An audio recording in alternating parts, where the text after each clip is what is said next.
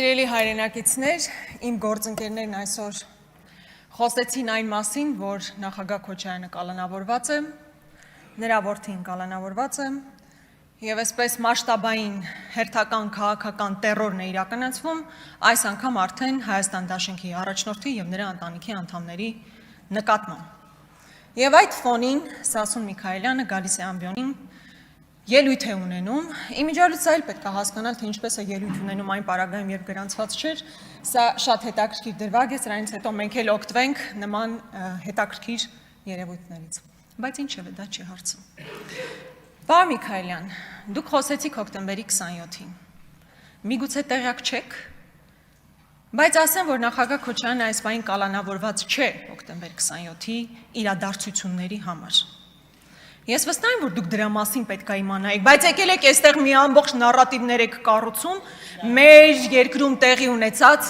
ողբերգությունները նկարագրելով, այո, դա մեր պատմության ամենասև էջերից մեկն է, մեծագույն ողբերգություն է տեղի ունեցել, եւ դա հիմա որ եկել նկարագրում եք, այդ շղթան բերում եք հասցնում որտեղ։ Դուք հասկանում եք, պարոն Միքայելյան, մի ընդհատեք, պարոն Միքայելյան, մի ընդհատեք։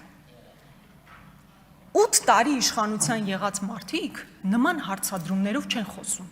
պատասխաններով են խոսում, ոչ թե հարցադրումներով։ Դուք եկել եք ում եք ինչ հարցնում։ Պարոն Անդրանիկ Քոչարյանն էլ ինձ ընդմիջման ժամանակ ասում է, որտեղ է այն ձայնագրությունը, պարոն Քոչարյան, ասում է Աննա, որտեղ է այս ձայնագրությունը, պարոն Քոչարյան։ Իմ ազգանունը Գրիգորյանն է, Վարդապետյան չի։ 8 տարի հնարավորություն ունեցել եք Վարդապետյան Աննային հարցեր տալու, պատասխան ստացել եք, որ պատասխան չեք ստացել, եկել եք ինչ հարցադրումներ եք այստեղ հնչեցնում։ Ես վստահ եմ, որ դուք պետք է կարևորեք ձեր կարգավիճակը, ձեր համապատասխան հանձնաժողովի ղեկավար լինելու հանգամանքը, բայց լավ, դա էլ երկրորդական։ Պարոն Միքայելյան, ինչպես ասեցի, իսկապես մեր պատմության ամենասև էջերից մեկն է եղել։ Եվ հոկտեմբերի 27-ից հետո նախագահ Քոչարյանի առաջարկով վարչապետ է նշանակում, ես խնդրում եմ ապահովել լռությունը։ Հոկտեմբերի 27-ից հետո վարչապետ է նշանակվում նախագահ Քոչարյանի առաջարկով Արամ Սարգսյանը։ Պատահական մարդ չէր Արամ Սարգսյանը, Վազգեն Սարգսյանի եղբայրն էր։ Եվ դա ինչ նպատակ ուներ։ Քաղաքական ժեստ էր, որպեսզի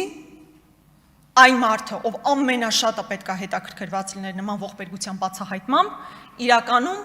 տեղ չթողներ կասկածի, որ կբացահայտվի։ Այն ժամանակ դատախազովա նշանակվում, Գագիկ Ջահանգիրյանը, այդ հարցադրումները ինձ տալու փոխարեն Գագիկ Ջահանգիրյանին տվեք, Բորիս Նազարյանին տվեք, ընդհանուր առմամբ ողբերգությունից հետո կարևորագույն պաշտոններին նշանակվում են մարդիկ, ովքեր ոչ թե Ռոբերտ Քոչարյանի մարդիկ էին, ովքեր պետքա պարտակ էին, այլ մարդիկ էին, ովքեր ուղիղ հետաքրքրվածություն ունեին ողբերգության բացահայտման մեջ, եւ եղավ այն ինչ եղավ, Նայիրի Հունանյանն այսօր ԱԱԾ պատվալում է։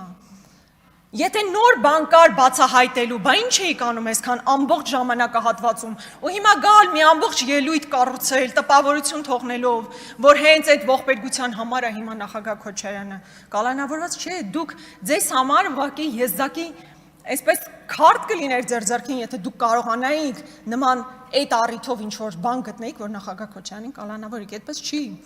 Ձեր անմիջական մտերիմ մարդիկ նշանակվել են ամենապատասխանատու պաշտոններին, որպեսզի կարողանան բացահայտել գործը, եւ գործը բացահայտված այնքանով, որքանով այս բան բացահայտված է, եւ եթե դուք արտաքին հետքն եք փորձում փնտրել, ես ոնց հասկացա, փորձում եք դրան էլ տանեիք։ Ինչ որ անհասկանալի հավանաբար ադրբեջանական կայքի մեջ վերում էիք անում, ես չհասկացա դա ինչ է։ Ես ի տարբերություն ձեզ ադրբեջանական կայքից մեջ վերում չեմ անի, այլ Վազգեն Սարգսյանի հարազատ եղբոր Արմեն Սարգսյանի մի միտքը հնչեցնեմ արտաքին հետքի հետ կապված, մասնավորապես նա ասում է հետևյալը. այն արտաքին ուժերը, ովքեր կազմակերպեցին հոկտեմբերի 27-ը, կանգնած են այսօրվա իշխանության թիկունքին։ Ես չգիտեմ Արմեն Սարգսյանը ճիշտ է թե սխալ է։ Ես չգիտեմ Արմեն Սարգսյանը ում նկատի ունի, բայց Արմեն Սարգսյանը Վազգեն Սարգսյանի եղբայրն է։ Արմեն Սարգսյանը իր հարազատ եղբայրն է եւ Ներողություն, հարգելի գործընկերներ, մի միջամտեք, Էդգար Ղազարյանն էլ երկրորդ նախազգուշացումը իր տեղից արված արտահայտության համար։ Եթե մի հատ էլ Էդգար Ղազարյանը տեղից խոսի, ինքը վստահաբար կհասկանա, որ նախագահող կա, որը իրան դուրս կհանի այս դահլիճից։ Շարունակեք Տիկին Սասո Գրիգորյան։ Միքայելյանը կարծես թե բավականին ավելի հաճախ էր, բայց ես խնդիր չունեմ։ Ավելացրեք ժամանակը Տիկին Գրիգորյանին 2 րոպե։ Իմ ասացի ընդհանուր տրամաբանությունը դա էր, պարոն Միքայելյան։ Մեր մութ էջերը, սև էջերը, ողբերգությունները ցավոք սրտի տարիներ շարունակ միայն շահարկման առիթ են եղել։ Ոչ թե իրական բացահայտումների հետևից գնալու, իրական մեղավորների պատժվելու, այլ ուղղակի քաղաքական ցավոք սրտի, քաղաքական դիվիդենդ ստանալու համար շահարկման առիթ են եղել։ Եվ ինչպես ասեցի, այն մարդիկ, ովքեր ձեր անմիջական շրջապատում գտնվող մարդիկ են եղել, եւ այն նշանակված են եղել կարևոր պաշտոնների, ովքեր պետքա բացահայտեն եւ չեն բացահայտել։ Պարոն Միքայելյան, ինձ համար ականջ ծակեց, գիտեք նաեւ որ նախադասությունը, որ ասում եք այն տարածքը Արցախին նկատի ունենալով, որի համար կյանք ենք տվել մենք բոլորս։ Բա ուր այդ տարածքը, որի համար մենք բոլորս կյանք ենք տվել։ Եվ դուք այսօր Արցախյան կորստից հետո, ողբերգությունից հետո մի բառ, առաջին ձեր ելույթն է, մի բառ չեք ասում դրա մասին։ Էլի հոկտեմբերի 27, Արցախի մասին չեք ասում, էլի հոկտեմբեր 27 եք ասում։ Դա ցավալի է ու ձեզ եմ ասում, ցանկացած մեկին դա չէի ասի։ Ցանկացած մեկին չէի ասի, որովհետև իրանք այդքան կապ չունեն, եթե ընդհանրապես կապ ունեն Արցախի հետ։ Դուք կապ ունեք։ Եվ այսօր ձեր առաջին ելույթին դուք էլի Ռոբերտ Քոչարյան, դուք էլի հոկտեմբերի 27, էլի մարտի 1, մեր այով մութ վատ էջերն են։ Բայց 18 թվականին չեմ գոռում, ուղղակի բարձր եմ խոսում, էմոցիոնալ եմ խոսում։ Պարոն Միքայելյան, ձեզ նախազգուշացում եմ հայտարարում, հերիքա տեղից ընդհատեք, մի ընդհատեք տեղից, մի ընդհատեք։ 18 թվականին մի նախադասություն ասացի, կարծում եմ հետո ճակատագրական եղավ։ Բարաստիկ հեղափոխությունը ավելի կարևոր է, քան Արցախյան հերոսամարտը։ Նույն կոնտեքստը դա եղել կներեք, եթե բառացի չեմ հաշվել։ Դուք էլ մեր ցուցակում եք այդ ժամանակ, կարող եք ձեր դժգոհության ձայնը բարձրացնել, բայց մի ընդհատեք, պարոն Միքայելյան, ես էլ չպիտի ընդհատեմ։ Շարունակեք Տիկին Գրիգորյան, ավելացրեք Տիկին Գրիգորյանի ժամանակը 2 րոպեով։ Ես առաջարկում եմ դուք ինքներդ ձեզ նկատողություն անեք։ Ես արդեն ձեր առաջարկն ուշացած է, ես արդեն արեցի։ Շարունակեք ձեր ելույթը։ Ես այդ իմիջելուց այդ նախադասությունը, որ ասում եք, ես ուզում եմ հասկանալ, քանի տարի պետք է անցնի, որ անդադ է 18 թվականի մեր ցուցակում։ Հասկանում եք ինչքան էժան է դա արդեն հնչում։ Ես խոսում եմ նրա մասին, որ հայտարարություն ա եղել, որ Արցախյան հերոսամարտը ավելի կարևոր է, քան հեղափոխությունը ավելի կարևոր է, քան Արցախյան հերոսամարտը։ Դրան իբր հակաարգումենտ ասում 18 թվականի մեր ցուցակ։ Լավ, հոգնեցինք, զզվեցինք իսկականից այդ հայտարարություններից։ Բայց իսկապես ինձ համար շատ ցավալի էր պարոն Միքայելյանի այդ հայտարարությունը, որովհետև իր քաղաքական ուժի ղեկավարը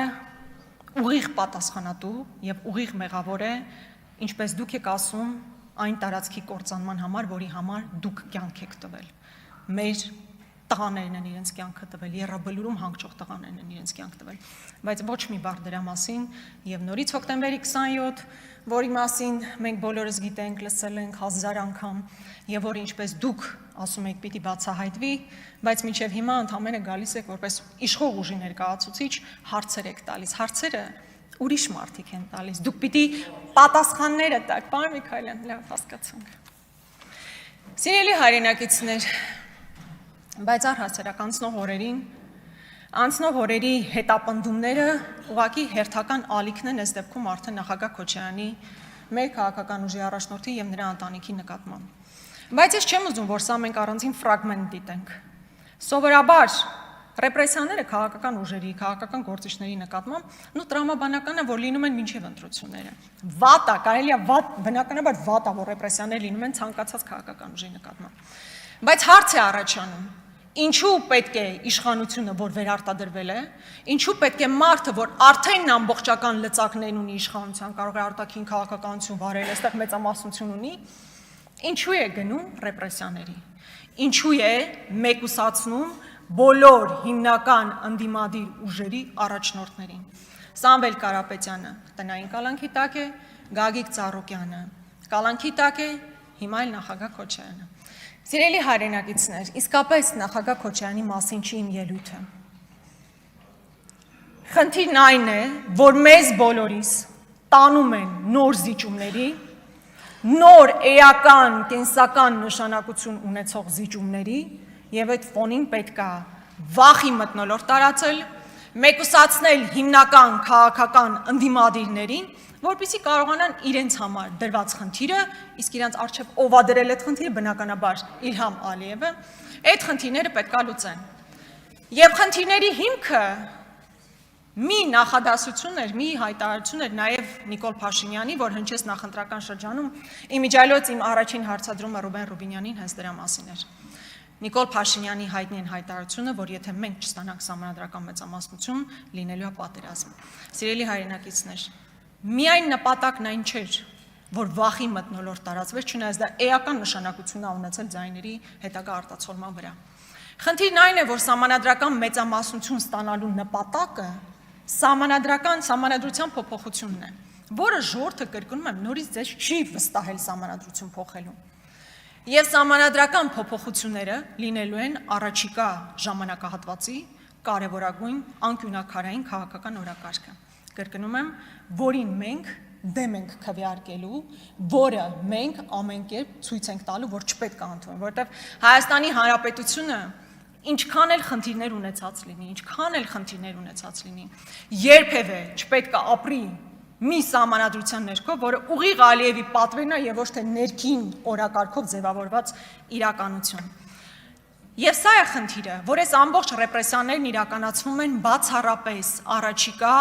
բոլոր փորձությունները, այսպես քիչ թե շատ թեթև անցկացնելու համար։ Կրկնում եմ, նախագահ Քոչարյանը խնդիր չի ունեցել, նաև 18 թվականին կարող էր չգալ, հիմա էլ կարող էր քաղաքական պայքարի մեջ չլինել։ Ինչպես 18 թվականից առաջ շատերը,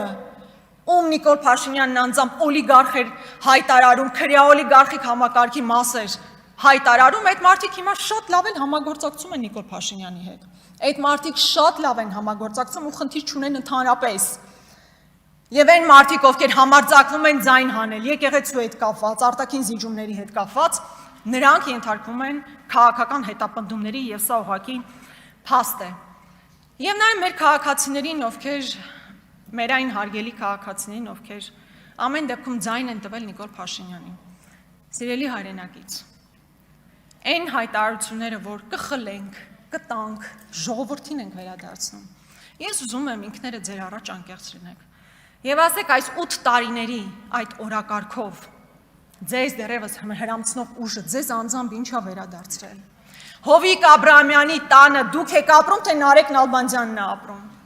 Հեծը, որ հայտարարվում է, որ խլվել է, որպեսզի վերադարձվի ժողովրդին, ինչ ժողովրդին է դա վերադարձվել։ Այո, Ռոմանոս Պետրոսյանը բավականին բարձր աշխատավորцով այնտեղ աշխատում է,